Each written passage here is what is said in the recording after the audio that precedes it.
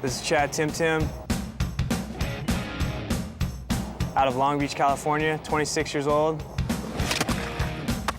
And I'm a professional skateboarder for Element Skateboards. I think what kept me keep skating and what eventually made me go pro was that I just love skateboarding. And even when I couldn't skate, I was always thinking about skateboarding. So it was like when my friends stopped skating, I still skated because I just loved it so much.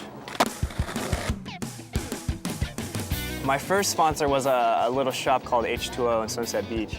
And then from there, they hooked me up with a filmer, that's just a local skate filmer around the city in Orange County. He gave my tape to the guys at Globe Shoes without me knowing. And I get a phone call from them, and they ended up asking, hey, you want to ride for us? And I was like, all right, cool. So that's kind of how the sponsor started rolling from there. My first video part was called New Horizon. It was an independent film, and a lot of local skaters from Orange County and LA area were all involved in it. I don't think until probably about 2 years ago, my Transworld part in Time to Shine was kind of something that really got me noticeable in the skating industry. I grew up all over Orange County. My parents were divorced when I was 4.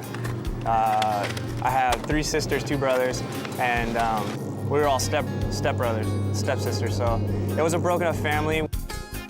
I never really had that father figure in my life, you know, because my dad was always gone dealing with something else, and my mom had to work 2 jobs to support us. So I looked for fulfillment in partying, girls, traveling. I tried to look for, before God, there was just a full emptiness. I was just trying to look for fulfillment, and you know, I met a lot of pro skaters traveling, and I looked up to them, and I tried to find validation in them, and that just was emptiness all the time. So I got into the rave scene for a while, and I was doing a lot of ecstasy and stuff, and I remember I took an ecstasy pill, and it didn't kick in for it was like a half hour since I took it, and I was like waiting, and I was like, man, I'll just take another one. I ended up taking another one, and it ended up being speed, and then the ecstasy kicked in right after that, and I basically was up for about 3 or 4 days, and I don't remember much. I remember some things, but I just remember looking in the mirror, and it was like eyeballs sunken into my face, and I was just like, oh man, this is not me.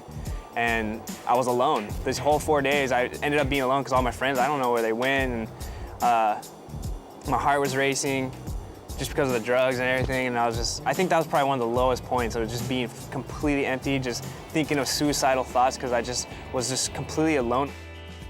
In elementary school, kindergarten, I went to Calvary Chapel, Costa Mesa, and I kind of had those seeds planted when I was at that age. And when I really surrendered myself to God, it was more of a relationship, if anything, like a full father figure. And it was a full desperation that I just surrendered my whole life to Him. And that would change my life because it's just a relationship. I think He's fulfilled every emptiness I've ever had in my heart. And I could come to Him right now and ask Him for guidance or wisdom, and He's always there for me.